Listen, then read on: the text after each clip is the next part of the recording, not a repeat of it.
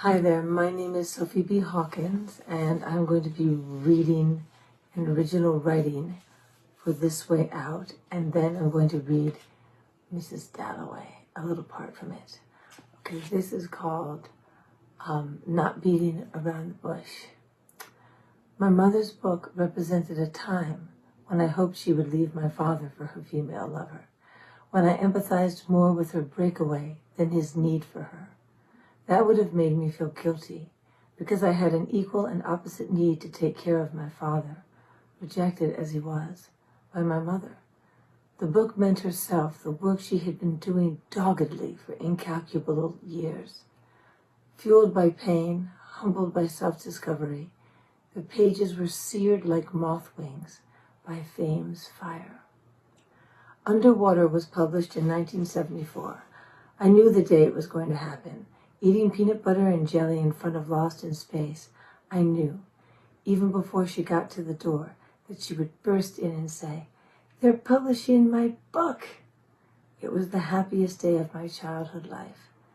I had watched my mother open envelopes from publishing houses for years, cry over rejections, bellow and hung over rants at the kitchen table, and rip the New York Times in a jealous rage about the best-selling author.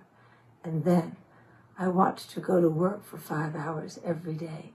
She was answerable to no one, certainly not one of her children, but I understood without question why. Soon came the time she wanted me to read it, that craving she had for recognition. I was too young, though the correct age to groom a child to be your champion is never. The love scenes were ribald, raw, realistic. I was disgusted. I wasn't yet in puberty, and I did know more about sex than I should have, but the positions of my mother's female characters assaulted the friendships I imagined were her own love affairs.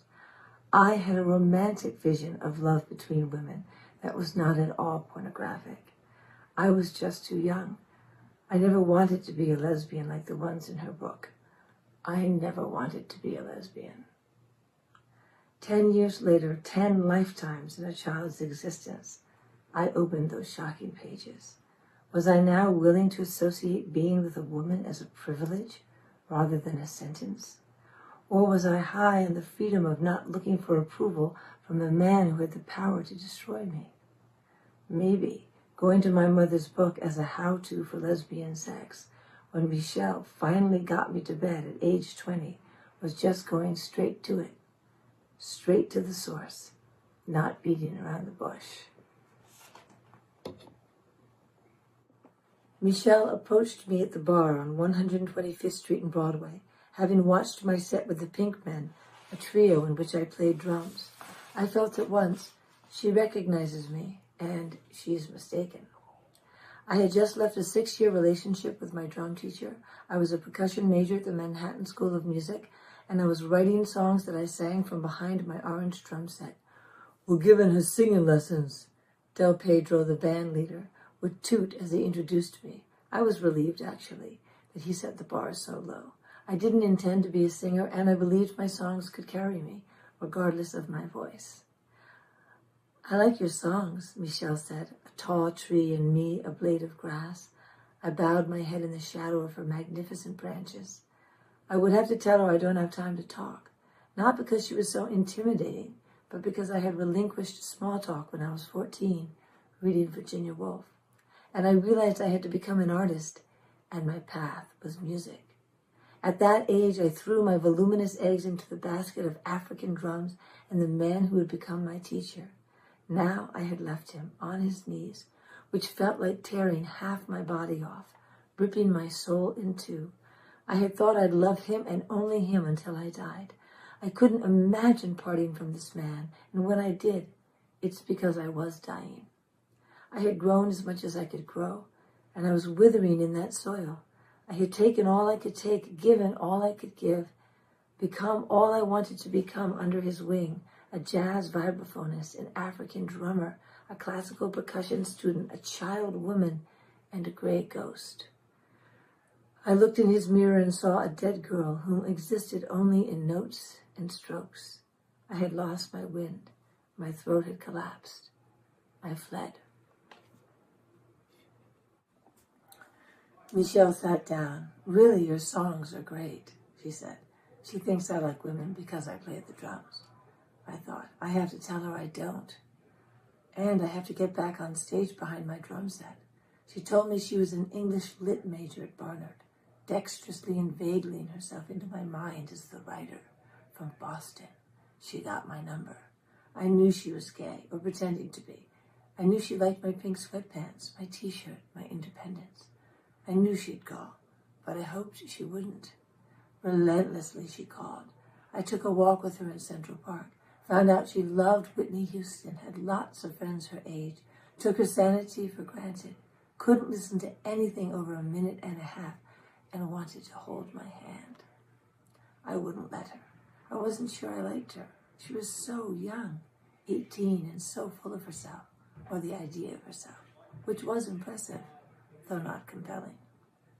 She did have amazing eyes, brown stones that squinted at the horizon, glistening beneath a receding ocean wave. But she wasn't funny. "I'm not a lesbian," I told her over the phone. It was true, I had never been with a woman, and the thought of being with a woman brought back a rash of humiliating images from my mother's book. Those tortured characters, or was it my mother? Shame, guilt, but also courage, exploration, excruciating vulnerability. "Nope, I'm not a lesbian," I said. As I hung up the phone, I heard a faint, "I love you." What? Did she say she loved me?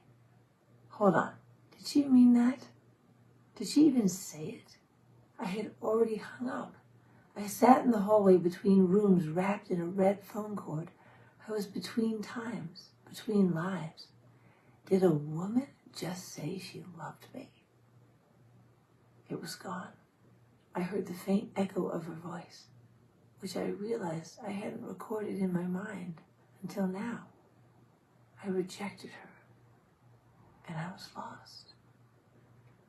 Michelle sat next to me on the couch, telling me she was leaving for Paris to model. What a relief she'll be gone, I thought.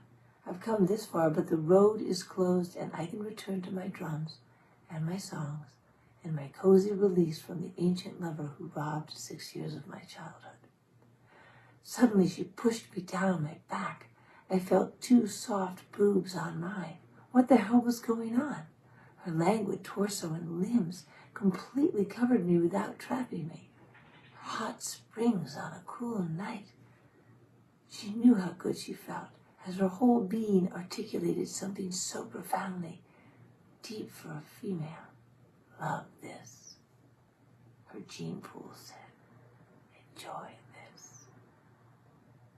2 boobs on mine, soft and alive, a sensual pressing into me, exploring but no focus on a penis, rather a spread out stimulation.